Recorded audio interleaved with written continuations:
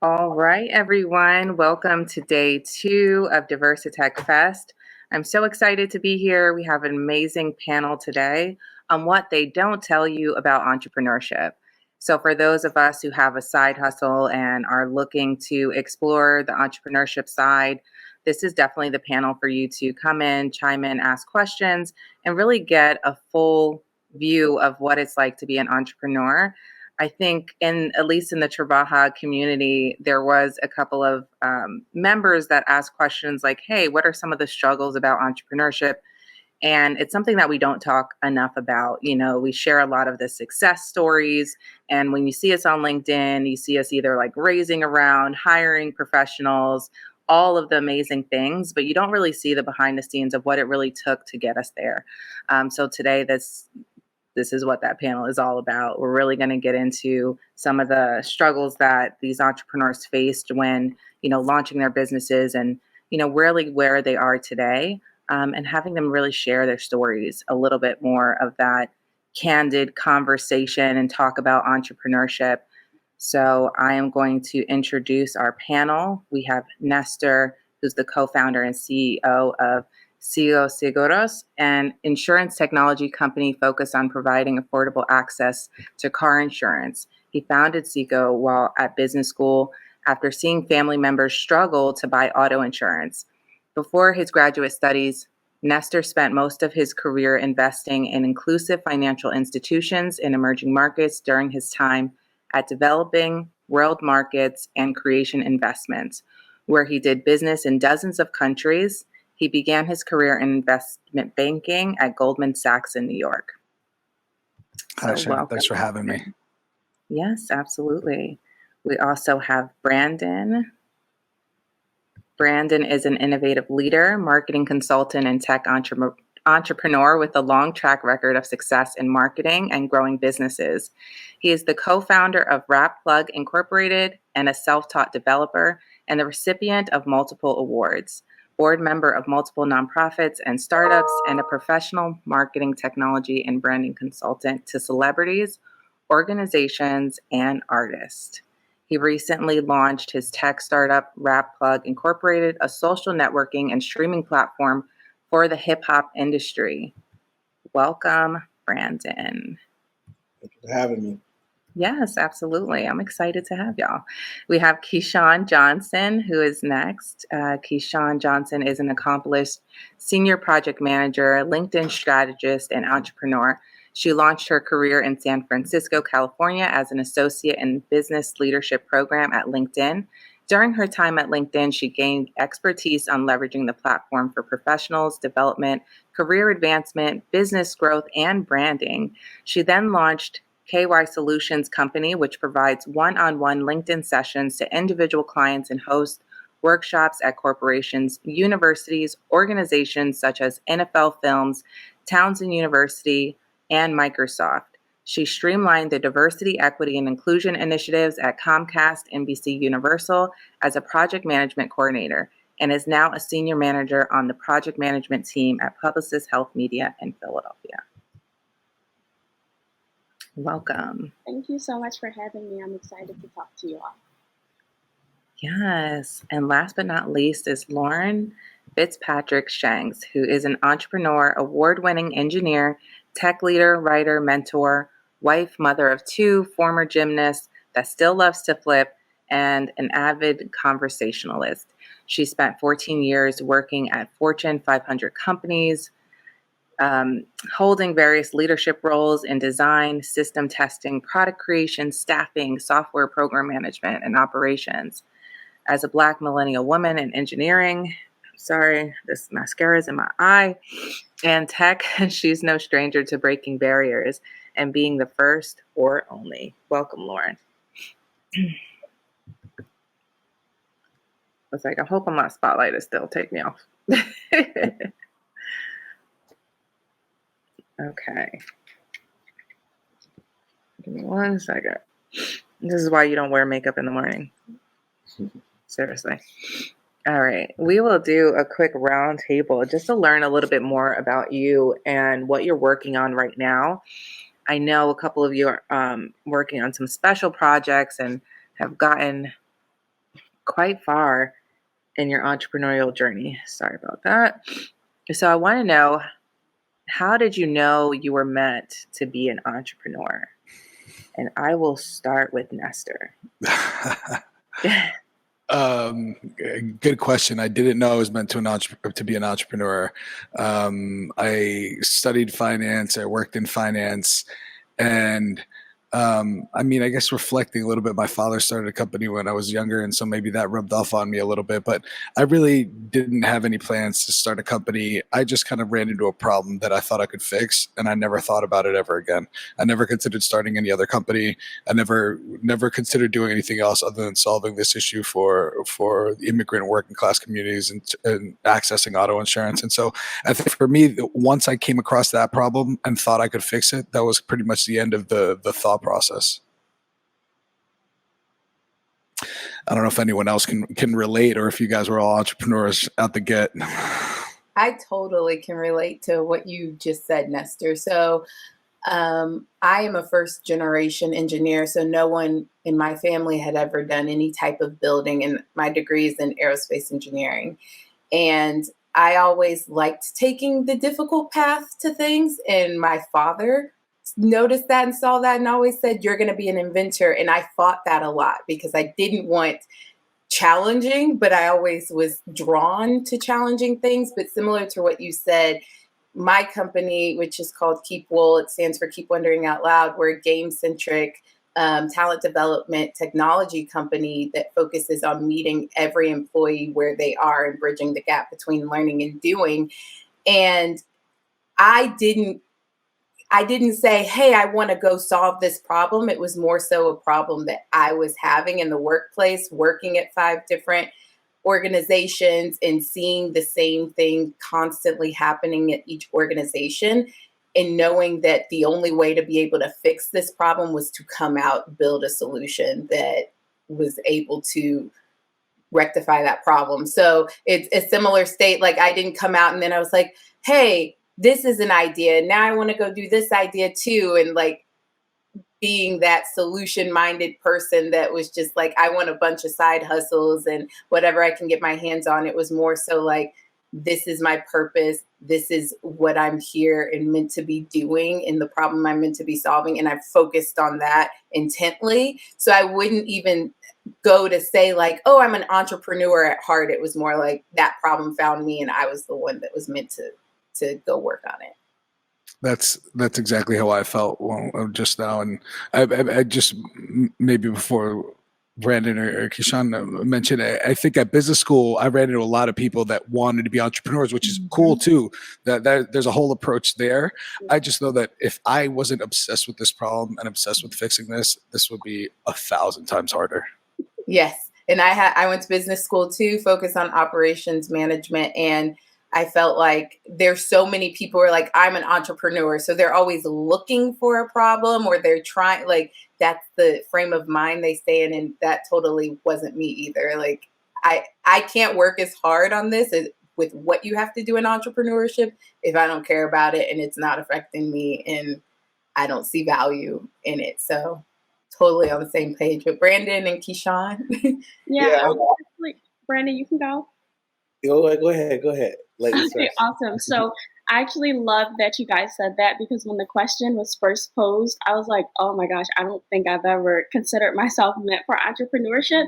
For me, I would say I've definitely always been a hustler. So I've been a hustler, and I would say that entrepreneurship fell into my lap. But when I thought back on it, when the question was initially posed, I'm like, I mean, I did sell candy when I was in high school, and like any opportunity where there was any chance that there was an opportunity to make money as early as 12, 13 years old, I definitely took advantage of that. So I would say that I had entrepreneurship in me, but I would have to tackle what Lauren said about more so just seeing a problem and then knowing that I had the tools to create it. So I have a platform called the Other Half Series, and it's a platform for individuals to unpack, unlearn, and identify who they are external to their professional success. And the Other Half launched in 2017. It's just a social campaign. I actually created a video on social media and said, hi, I want to interview 100 women about their relationships with their fathers. And I actually interviewed 100 women in 4 months. I was working full time and going to school full time. And it was on the news and it was this huge thing, but it was just a social campaign. And that's how the Other Half series launched. And then from there, I started to host like a journal club for women and host events and things like that. And I recently launched a self-reflection journal with 6 sections and envelopes in it. And it helps you explore your relationships and identify your emotions and understand yourself on a deeper level. But what even made me create The Other Half was the fact that for me, I grew up in the inner city of Philadelphia. I didn't have a lot of resources. I didn't have a lot of positive mentors. I didn't have a lot of ideas of other things that I could be. And so I feel like I just put my glasses on and I just, went through tunnel vision. I worked really hard, graduated, studied abroad, did all these things. And then when it was time for me to actually start to create friendships as an adult, relationships as an adult, even in the professional world, I realized that I had suppressed all the trauma that I had experienced and seen growing up. When I put those glasses on for tunnel vision, I blocked out anything that had to do with like my emotions and my feelings or my upbringing, and I just put my tunnel vision on. And when I got into the professional world, I noticed that a lot of entrepreneurs, professionals, creatives felt that same way, where they're like, okay, I got to the top where I was working hard towards. I reached the success that I wanted, but it doesn't feel great because I didn't work on a lot of the trauma and a lot of the healing that I needed to do. So that's actually how I became an entrepreneur, just creating a platform for people to say, okay, I've reached the success and who am I outside of that success? Dope, dope. I feel like for me, I'm the opposite of you guys. I feel like I was born to be an entrepreneur. I was one of those guys who was like, I'm going to own my own business. I'm going to run my own company. And I think I just religiously looked up to and studied and followed other entrepreneurs. I work in the music and entertainment space. My first company was a nonprofit consulting firm at the age of 19. I was, working with grants and contracts, and I was in college hiring my peers to work for me. And while I was in school, I was, hustling, like you said, but I was also building businesses. And even in high school, I can relate. I was selling donuts out of the locker and candy and all that kind of stuff. I was hustling. So I don't know. For me, it was like, I want to be an entrepreneur. I looked up to people like Diddy, like Master P, Steve Jobs, people in the music, tech, and media space, and that made me want to be an entrepreneur. I got to see how Diddy created the whole Ciroc scenario, plus the Bad Boy Entertainment, and he was doing deals with McDonald's for his artists, and I was just like, man, like I want to be in the music space. I want to be in the entertainment space. I started off as like a singer, songwriter, and a manager, and that's really what got me to where I am now with my company. Is that I like you said, I found there was a problem in the music industry where people who come from smaller cities, they really couldn't afford to go to a Revolt Summit or an A3C Music Festival or South by Southwest, or they didn't have a uncle in the industry who they could plug with, who could tell them about the industry. And my friends were spending thousands of dollars, on music videos and beats and stuff like that, and they didn't even own the intellectual property. They had no idea, And so for me, it was more like, hey, how can we create a solution where we can plug people into the music industry, give them the knowledge and information that they need to be successful, and that's where Rap Plug came from, being a plug, being an opportunity to connect people to industry professionals through technology. So I don't know. Awesome. Yep, I got y'all. Don't worry. I got you for the next question. I am here. My eye is under control. And I wanted to get into a little bit more about what exactly is your business, right? Because I know everyone had a quick intro, touched on it a little bit, but let's get into what exactly is your business. Is it a marketplace? Is it a software tool? Is it a platform? Is it a consulting agency? And then also, what were the first steps you took to get that business off the ground? Nestor, we'll start with you again. I'm going to try to keep this brief, although getting off the ground was a process. So let me tell you about Seago. So Seago is a mobile-first auto insurance provider focused on immigrants and working-class populations. Particularly today, we focus on the native Spanish-speaking population. So if you need help in Spanish, if you have a foreign driver's license, if you don't have a credit score, it all of a sudden becomes a lot harder to get access to auto insurance. Unfairly, because it doesn't necessarily mean you're higher risk. And so that's kind of where I thought there was an issue we could solve. And so we built Seago, like I said, direct to consumer, mobile first, fully bilingual platform, end to end. And furthermore, we launched an auto insurance product that doesn't use credit score. We don't use education. We don't use employment for underwriting purposes. And so we really focus on building a product that we feel is inclusive and caters directly to the immigrant working class populations we're serving.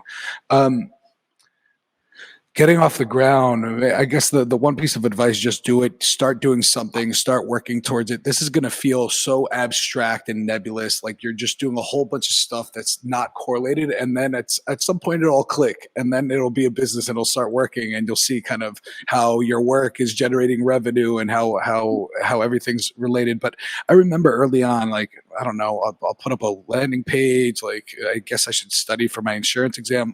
But what I do know is get started, get going, start talking to people, start talking to other founders that can guide you. Someone who's 6 to 12 months ahead of you can give you a lot of information about what you need to be doing right now. And so find those people and try to get mentorship or at least a conversation. Man, I get on the phone with as many people as I can. I guess more concretely, what do we do to get an insurance company off the ground? I studied for my licensing. I took the exam and I got an insurance license to sell auto insurance. I then found an insurance company that would appoint me, and I started my insurance agency selling insurance over the phone. So at the very beginning, it was a landing page and me on the phone dialing out to people that probably didn't want to talk to me.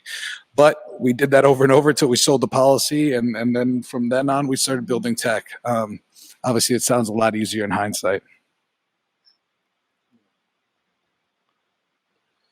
I don't know if we want to go in the same order or we did last time. Absolutely. This is a conversation. Whoever wants to jump in, has their answers ready, we are here for it. I would say for me, so RapPlug is a music, media, and tech company. We basically built an app and a website that allows you to learn from music industry professionals in the music industry. So we have what we call RapPlug Pros, a database and a library of Grammy Award-winning producers, engineers, singers, songwriters, and A-list, B, C-list artists that we partner with. And you can learn how to be successful in the music industry from these professionals. Outside of that, we also have exclusive content like behind the scenes of some of the biggest tours or exclusive studio sessions, things like that we also offer on our platform as content for our users. And then we have a community tool for individuals to basically promote and market what they do in our marketplace. And so we are what you call software as a service or platform as a service, content as a product. You know, that's the space we operate from a technology standpoint. And then we also do a lot of events offline, our own festivals, events, and things like that. And so we've worked with a lot of big people like Diddy, Rick Ross, Eric Bellinger. We've been on tour with Jeezy, T.I., all kind of people. And so the way I got started was I started off building apps for celebrities and with a marketing company that I started. And then I realized I wanted to build something that was a little bit more scalable and that also, you know, could really reach the masses of people and that really provide a solution for the music industry, something that can educate and empower, but also entertain people in the music industry. And that's where the content side and the software as a service and the streaming and pay-per-view and all that stuff came into play. And so, yeah, we have our app that people can download from the Google Play and the Apple Store or go to our website. And then we have our events and things that we do offline. And we see us being the next, big platform for the music and entertainment space through our offerings. Getting started, it was basically me having a plan. I tell people all the time, have a plan. You know what I mean? And when I say have a plan, like I really thought about every single piece of my business, from how we're going to acquire customers to how we're going to raise money, the type of money I want to raise, the type of partners I need to have strategically as, organizations and companies, as well as staffing, even the city I wanted to be in. I actually moved to Atlanta, Georgia, to grow my company, because I knew that was the ecosystem I had to be in for something like this to succeed. And, I went through an accelerator with Comcast, NBC Universal. They had an accelerator called The Farm. Like I said, I pitched to investors, I've raised money, but it really was me having a really, really good idea, putting it on paper, having a really, really good business model, strategic plan, and then starting to execute it. It started with a landing page. It started with me developing the first version of the app in a beta, and building a team to develop it, and really having a proof of concept before I could get funded. And so I think if you really want to be successful, have that plan, challenge yourself, be ready to pivot just in case your company pivots, but also make sure that you are building some type of proof of concept, around what you want to do so you can validate it. I'll go after Branden, because I think what he just said with that proof of concept and having that just those initial MVP products that take you to the next step, that enable you to not only find customers, because you can go to your customer with an idea and stuff, but they want to have something tangible. How does it work? But also for investors, they want to know that you have some traction. So with Keep Wool, I'll just reiterate what we are and what we do. But once again, we fall into the talent development space, so that learning and development space within your workplace. So I'm sure many of you have worked at different jobs and have left different jobs, and there's always that they try to keep you at the end, like, what can we do to keep you here? And you're like, hey, if you would have asked that question 6 months ago or listened to me 6 months ago, maybe I would have stayed longer, maybe I wouldn't be leaving. And so that's what Keep Wool is very much focused on doing. We utilize a 3-step process in our game-centric talent development technology platform, which is Play, Reflect, and Grow. And so we have a library of psychology-based games that really emphasize storytelling to elevate the human experience and provide those contextual details of understanding, removing assumptions, and then promoting that sense of belonging. And we're very much focused on teams. So many people in our space, in the learning and development space, is really focused on that individual development, personal and professional, and or group, like you opt into this, but really what keeps you at an organization, who helps you thrive, who's going to support you most, is that direct team that you're on. And so that's where we focus heavily in, because they make or break the environment and your feelings of contentment at the job you're at. So your manager, your team, those are the people that really will keep you there or will make you want to leave. And so we utilize all that to really focus heavily on interpersonal skills and build up the engagement and team dynamics within a team.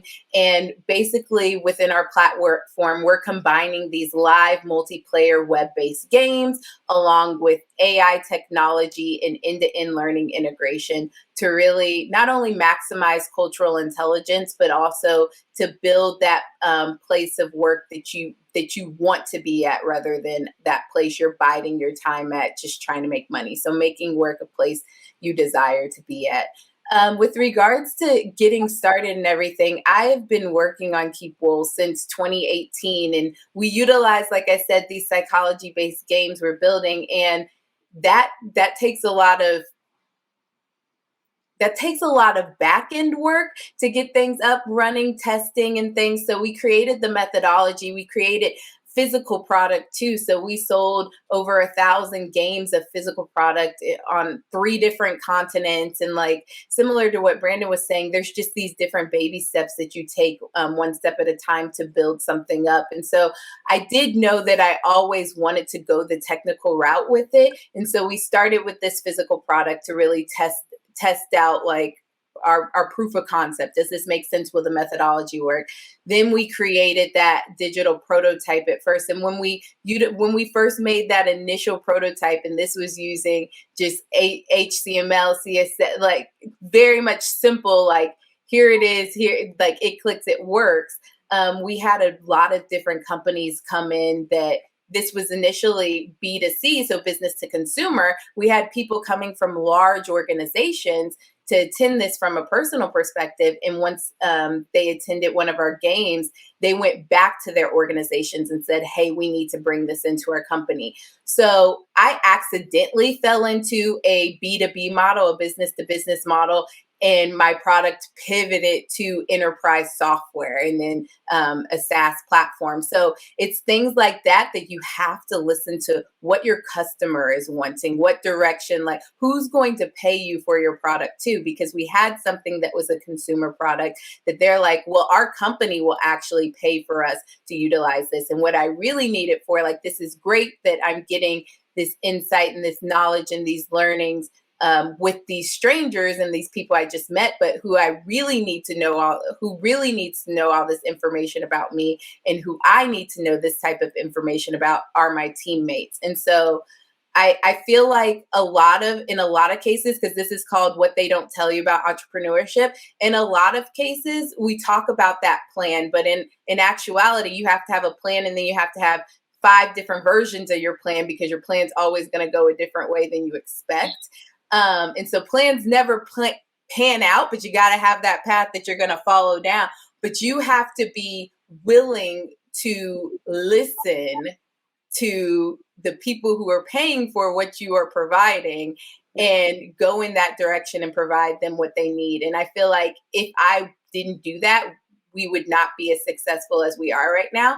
But I think that lots of people make it seem like I had this grand vision. You can think of like Steve Jobs and Apple, or you can think of Tesla and Elon Musk. And it's like, imagine how many different brains constructed that grand vision that they get to be idolized for as being the creators of, but it really is a team and community effort. So for all of you that are solo entrepreneurs and that are starting from scratch and you think you have to do it all, it's going back to, I think, what Nestor said and things is like reaching out to your community. And I think Branden said this too, like people within college that were working with him and bringing those people on, because they're going to expand your ideas. I love that, Lauren. And I totally agree with everything that you guys said. I mentioned earlier when I first spoke about the other half and what it is, and also when Shannon did my intro, she spoke about my professional development company. So I'll speak on both. I'll start with the other half, and I've already mentioned that it's a platform for individuals to unpack, unlearn, and identify who they are external to their professional success. And as I mentioned, I kicked that off as a social campaign after I interviewed 100 women about their relationships with their fathers. So originally, the other half was dedicated to fatherhood, and it was about helping women and men unravel their relationship with their father and how it impacted them romantically, professionally, emotionally, and the list goes on. And what the great thing about it is that as I started to build that community around fatherhood, people started to come to me for things outside of fatherhood. So I would have these one-on-one conversations, and I'm talking like entrepreneurs. I mean, these women had like PhDs, master's degrees, all these amazing things. And I was like, wow, I have this great community of professionals, and they've identified me as someone that they're comfortable with coming to about anything. And so that's when I decided to broaden the other half outside of just fatherhood, because people were coming to me like, hey, I had my, PhD graduation last weekend, and my boyfriend, he didn't show up the way I wanted him to. Do you have any advice on how I can talk to him about how to show up for me? Because I'm starting to feel a little triggered because my dad didn't show up when I was younger. And also I started to notice that even at work in the professional settings, I have a different relationship with my male coworkers versus my female coworkers, or my male bosses versus my female bosses. Some people share that when they worked with their male bosses, it reminded them a lot of their relationship with their dad. Maybe they were really silly with their dad, or really outgoing with their dad, or their dad really empowered their creativity or things like that. So they would feel at work, they would come to their male bosses about their ideas more. They felt more supported, where they may have had a different relationship with their mom. And so for their female bosses, they didn't always feel as comfortable coming to them. They felt like they had to have a plan written out or things like that. And these are things that as professionals, we don't always think about. As I mentioned, most of the people that I work with, they had came from single parent households. They had came from different types of backgrounds where their only goal was to reach a certain level of success. And then once they got there, they started to realize, wow, my relationships with all these people are being impacted because of my upbringing. And so that's why I transitioned the other half from being a platform about fatherhood into now just helping all professionals be able to identify their emotions, unpack who they are, and then also unlearn some things, because it truly benefits every area of our life. I heard a quote that said, the way you do one thing is the way you do everything. And so I started to work with these professionals on their relationships with themselves first, because that relationship with their self was then reflected in every single area of their lives. And so a few people spoke about the different ways of starting their business. And I recently transitioned from having a service-based business for the other half. So as I mentioned, we have a journal club. We have amazing events throughout the city. We have this community of women. So very service-like to me. I can plan an event with my eyes closed. I can do all these things with my eyes closed. And because a lot of my work is done around emotions and feelings, it's very easy to bring people out because they don't always have that safe space. So my events will sell out in like 5 minutes. I can get anyone to really buy into a lot of the community because it's there and it speaks for itself. But goodness gracious, you guys, I transitioned into a product business last year and I was like, what? I thought I was this great entrepreneur. I'm like, I'm just so successful. And then it was time to launch a product business. And I was like, wait, I know nothing. And I am terrible at everything. And where did this anxiety come from? And so I mentioned that I launched a journal. This is the journal. So very gorgeous journal. And it has like envelopes in the back because I like to tell my people to write letters. But the journal is essentially 6 sections. It explores your relationship with yourself, your relationship with your emotions, your relationship with your mother, your father, your friends, and then of course, everyone's favorite, your relationship with romance and intimacy. And so there are 60 questions throughout the whole journal. So I already have the questions in there. There are spaces for you to write letters to different individuals, and that goes in the letters that's sealed in the back of the journal. But launching this product business, I would say one of the things that I would tell every entrepreneur is like, do not skip any steps when it comes to launching your product business, and sit down, write out everything you want, and stand firm in things that you want. When there were times when it was time for me to I had to find a designer. So I found a designer. I'm like, I want to create this journal. I told her about the vision. She's like, okay, I kind of got it. And I held her hand throughout the whole process. We had to go through maybe 8 or 9 drafts because each time I'm like, nope, this is supposed to have a period. This is supposed to have a comma. This should be shifted an inch over. Little small details like that. These are things that I didn't always have to think about when I'm hosting an event. Quite honestly, when you have an event, everything goes wrong anyway. And then the event turns out great and it's amazing.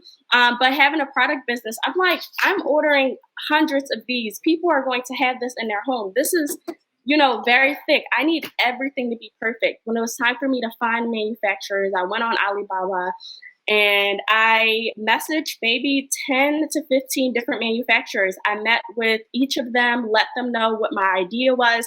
A lot of them were like, wait, you want a spiral journal with envelopes in the back? Can't do it. Doesn't make sense. Okay, well, then you're just not my manufacturer.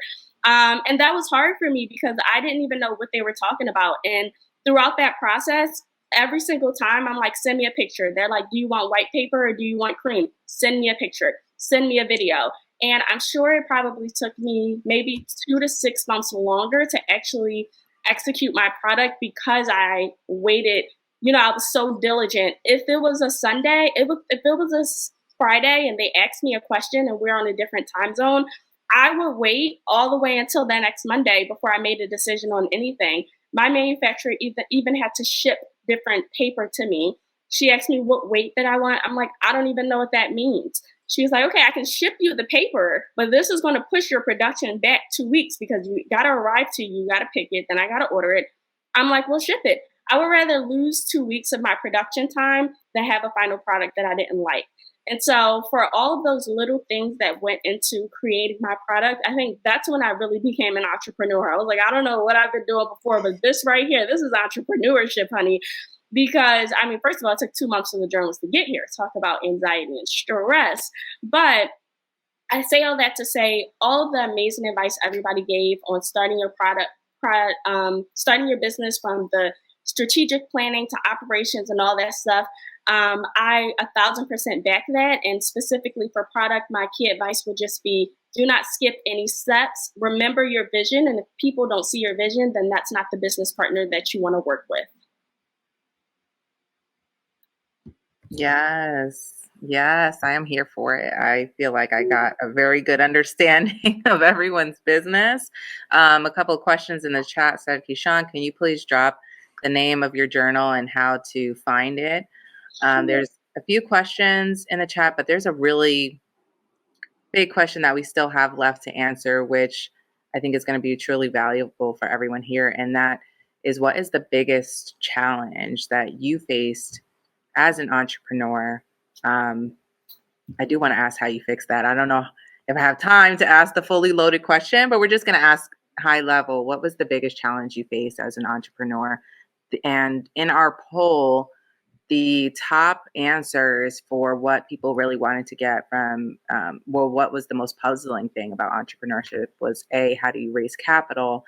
And then the second one was how to get started. And so since we kind of talked about how to get started, just want to know, if anybody's biggest challenge in entrepreneurship was raising capital. But I will start with Nestor, then we'll do Lauren, Branden, and then Keyshawn. I don't know if I'd call our biggest challenge fundraising, but it is a huge challenge, and it was a big challenge for us. I mean, I had to ask everybody I know for money to start this thing. And some people say, don't ask your friends and don't ask your family. I mean, I didn't ask my family because they don't have any money to give me. And my friends, I mean, I asked people from high school, from undergrad, from grad school, from my first job, my second job, my third job. And that's how I had to put this together. So I'm happy to talk with anyone who's struggling along, kind of getting these early stages, but kind of the early round, try to close it on convertible notes, safe notes, ideally, do it on a rolling basis. As soon as someone tells you they're in, send them the paperwork. I'd say that's kind of how to get your first round done, just to kind of get you going to the point you can kind of start showing some traction and get some institutional interest. Raising our seed round, so we announced about a month ago that we'd raised $5.5 million, and that was that was a process, but that was a lot cleaner and that was a lot easier than raising the first 1.5. So raising 5.5 was a lot easier than raising 1.5, and I'm sure that's counterintuitive. But again, I'm happy to talk about the financing process with anyone if you want to reach out. And the biggest challenge, I don't want to go with a cop out, but I think kind of overcoming kind of that little voice in your head, right? The imposter syndrome. The man are all 150 of these investors I talked to wrong about this? Because they all said no. And I mean, that gets tough. And then you're working on it by yourself for a long time. And then you get a co-founder, and then you can hire someone, and you start hiring more people that believe in the vision. And you slowly, I mean, I think you got to just kind of, I don't want to be too cliche with the advice, but fake it till you make it. If you're not confident in what you're saying, how can anyone else be confident in what you're saying? So you need to get to the point where you're confident that you're an expert on your business, and whatever you're saying is the truth. And if you can't feel that and convince yourself of that, there's no way you're going to convince anyone else. So maybe boiling it down to the one point that goes for storytelling, that goes for recruiting, that goes for financing, that goes for culture building, and that's storytelling. And I think you got to get good at storytelling as a leader. If you want to build a venture-backed company, if you want to fundraise, if you want to hire a lot of people and motivate a lot of people, telling good stories and being able to clearly and succinctly communicate is paramount. And so I'd say maybe that's something that I struggled with early on. I thought, oh, I mean, I worked in banking and I went to a fancy school. Like, this is going to be easy. And no, it wasn't. So I think I got knocked off that chip on my shoulder. Well, I mean, I guess it kind of gave me a chip on my shoulder now, but I'd say that'd be my one piece of advice. I wish I had gotten good at storytelling faster and sooner. I feel like Nestor took the one that probably everyone was going to say, except maybe Branden, because I feel like Branden just always has that, like, he just exudes confidence. But imposter syndrome, oh my gosh. like I said, it's way different. Entrepreneurship is way different from working for someone else. And when you step out on that limb, when you quit that full-time job, when you devote 100% to your company, that little voice in your head is just back there like, did I do something crazy? Was this a mistake? Like, do people, I didn't, I ran into the area where no one was saying this isn't a good idea. Like, I never got that. And so I felt like I'm waiting for the shoe to drop rather than believing like, no, you have a good idea. You're doing the right things and things. So you could be your own worst enemy as well. Fundraising is a beast in itself, and that is a process. It's also recognizing that we're at this Diversitech, and that plays a huge factor into fundraising. There was a question in the chat about if you don't have a degree, if you don't have a business degree, what that looks like and stuff. And there's a lot of play in network and pedigree, in who you know and how you knew them, and your ability to raise in a matter of weeks in comparison to someone who takes 11 months to raise. There's so many factors, and there's books out there that try and bound it all together in less than 300 pages and say, this is the blueprint and this is how it's done. But if you go and talk to 1,000 different founders, you'll hear 1,000 different stories of how they were able to accomplish that. So I want to piggyback on Nestor, the fake it till you make it thing, in confidence and being able to tell people, like, not allow people to make you feel like you're saying something wrong. Because when you go in and talk to these investors, you might think it's similar to how you'd go in and you talk to a head of a company or something. You think they're more superior or more important, but in actuality, you know your product best. You know your market best. You know your customers best. And so don't let the intimidation of title get you down or make you feel some type of way. And I do want to, since I know we're short on time, I want to answer this one question in the chat really quickly about if you don't have a degree. My MBA, I have an engineering degree. So engineering does teach you how to solve problems, how to formulate your processes, things like that. So I will say, having that type of degree really helped me from a product standpoint, being able to build a product without having to go find a co-founding CTO or something. But as far as entrepreneurship and going and get an MBA and things, I actually had to go and take a bunch of entrepreneurship classes, take a bunch of other different type of courses, because my MBA taught me nothing about what it really means to be a tech startup founder. And so I do want to let people know that there are now, when I went and got my MBA, which was almost, I'm going to age my 8 years ago, it was almost 8 years ago, there wasn't really entrepreneurship. MBA wasn't like a big thing at that time.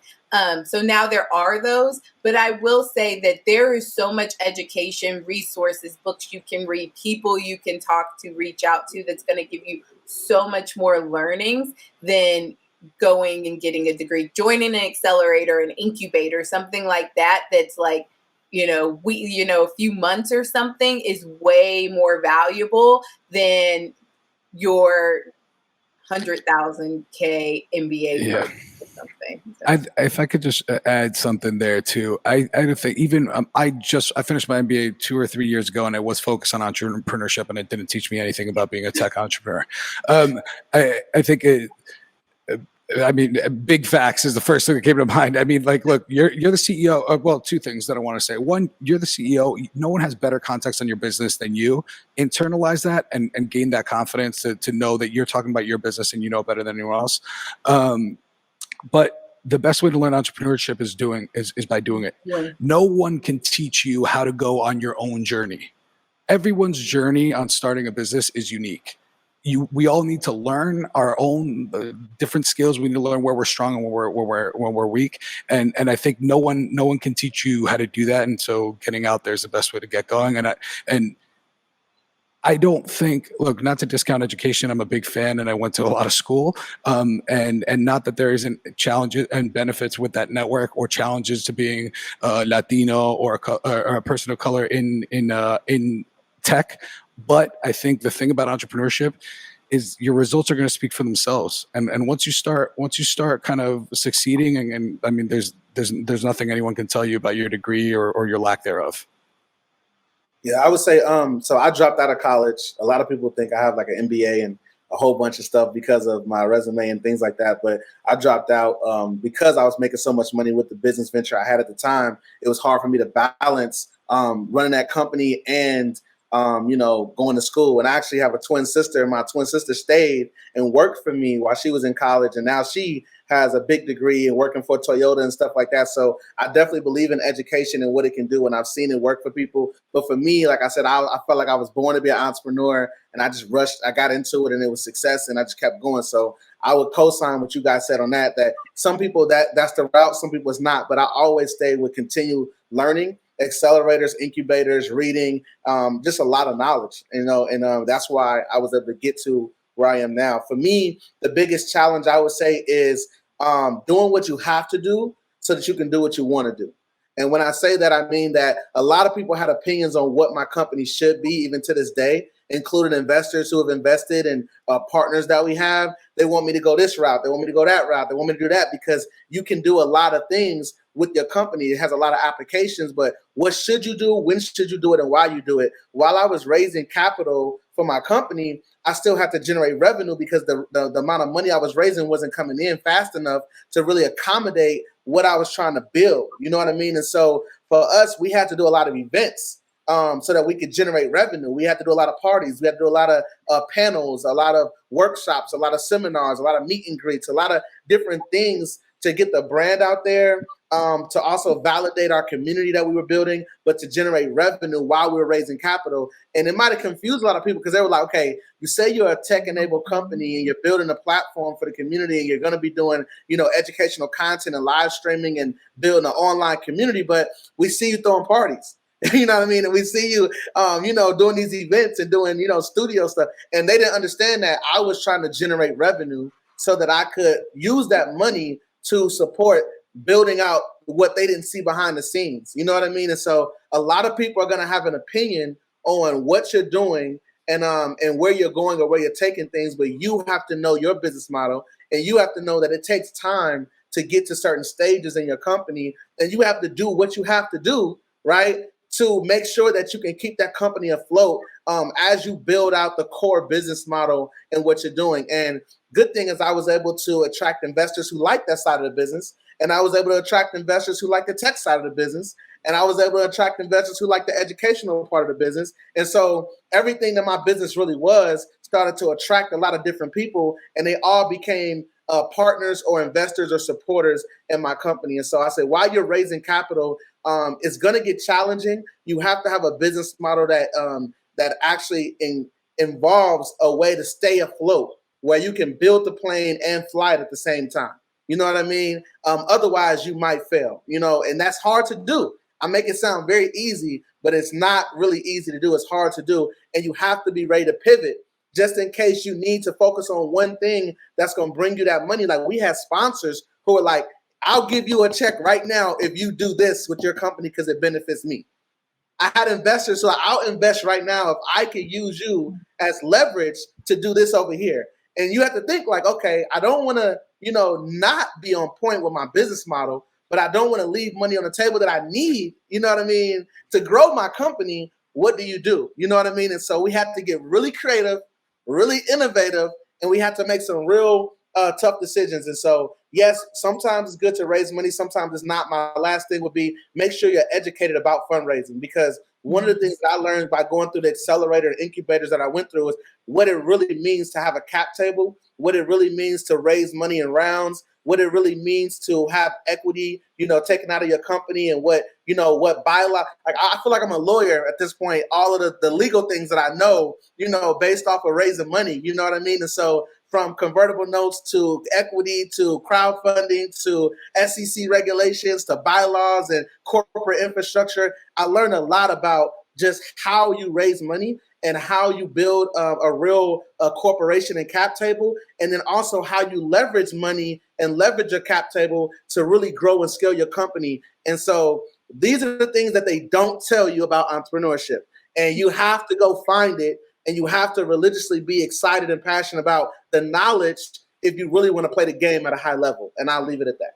I want to piggyback really quick off of something Branden said about the different, I think he talked about 3 different trajectories his business goes into.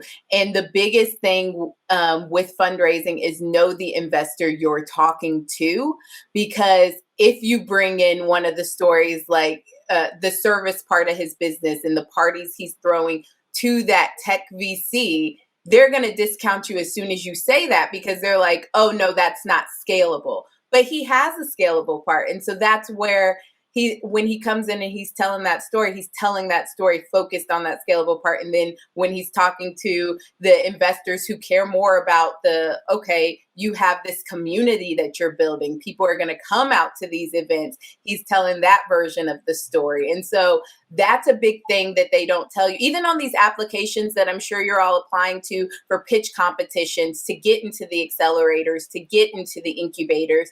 There is that question there that they're looking for they want to know you have a grand vision, but they're also like, but don't give me the grand vision that seems too hard to accomplish. Like, what's the vision that is achievable and that's scalable? And so it's always playing that. I see Nestor's face, but it's always playing that game of like, what piece of like what part are you going to tell? What story are you going to tell in that moment?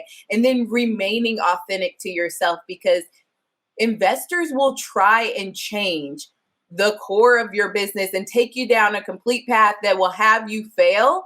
And then we'll be like, oh, sorry. When you're sitting there like, this was my baby and you were supposed to be there to guide me. And so it goes back to what Branden and Nestor said, that you are the CEO, the visionary, the strategist of your company for a reason. Take in the advice that these people are coming into your board and to be a part of your team to give you, but you need to make sure that you're making the best decisions for the company and not for an individual because of a check. You have to make sure you're getting your partners that are going to be for the company, not for themselves. So I'll leave it at that and let Keyshawn. I love that, Lauren. And also what I appreciate so much about this is that I have just, last month entered the raising capital stage. So I'm just over here. Yes, I'm here as a speaker, but I'm also just like taking so many notes in my head. So thank you guys for breaking that down. I would say one of the challenges for me, and that was the question. I want to make sure I'm answering the question, Shannon. It was about the most challenging thing. Yeah, so I alluded to it earlier, but I would definitely say launching a product business, mainly because one of the things that I realized with launching a product business is that every decision that you make for your product impacts something else. If I can give a small example about this, I told you guys that my manufacturer shipped paper to me and she wanted me to know what weight of paper I wanted. So I wanted really thick paper. I've been journaling since I was 6 years old. There's just something about thick paper. I would maybe you guys do the same thing. If someone's like, hey, if you ask someone or someone gives you a slice of paper to write on, you want them to rip out like 4 or 5. Like you want it to be a little thick so you can write on it. And I was really big on that. What I didn't know is when I chose my thick paper, that also meant the size of my journal went up. This is a 3-pound journal, which also meant that it cost me more to ship my full quantity. And then that also meant that it cost $10 to ship this journal just to my customers. So now that increases the costs and things like that. And so that was one of the things for me, aside from just learning all the different terminology that I had to understand. I mean, even when she asked me for the weight of the paper, I'm like, I don't know. I didn't think about the different measurements that went into it and all those different things, and down to the colors. I thought that I just wanted white paper, but actually white paper has a yellow kind of tone to it. So what you actually want is like egg white and things like that. And so that was one of the major things for me for a product business, was understanding that every single decision that I made then impacts my supply chain, my costs, and things like that. Another thing, someone mentioned that little person in your head. That's something that I also have been managing throughout my whole time of being an entrepreneur. I know that people talk about like grinding and being your own boss and things like that, but it could also be very anxious to launch a business, to maintain a business.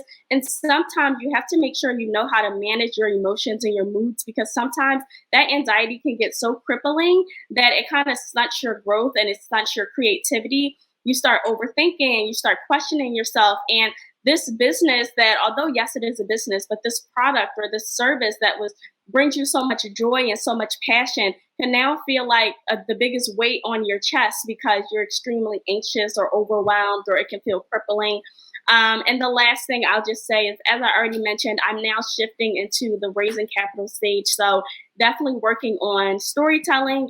Everything from my business thus far has come from me. As mentioned in my bio, I do have a professional development business, which it's grown so much and it continues to grow, so much so that I don't even have to promote it. It's more like a referral-based company. I'm able to work with, like I said before, companies like NFL Films who bring me in every year to host LinkedIn profile sessions. I have companies that just hire me for the month and say 5:30 to 9:30, 3 days out of the week. My employees are going to schedule a 1-hour LinkedIn session with you, and you'll bang them out at the end of the month to let me know how many employees you work with, and I'll cut the check. So the business has been amazing. It's been blooming, and it's a great business because there are no expenses. The only expense is my time. All I have to do is come on and speak to people about their LinkedIns. And so because of that, all of the revenue that comes from that business then goes into this business. And that's how I'm able to kind of keep the cycle going, which is great and amazing. However, I want what you guys have, all the amazing funding. So I'm really excited to shift more into that raising capital space. And I want to thank you guys for providing a lot of that insight because it was super helpful. Your time is expensive. Don't let it go too easily. Oh, yeah. Very true. Very true. I'm supposed to be on vacation today and I have like 3 clients. Not good. Duplicate yourself. Find ways to duplicate your excellence. Yes.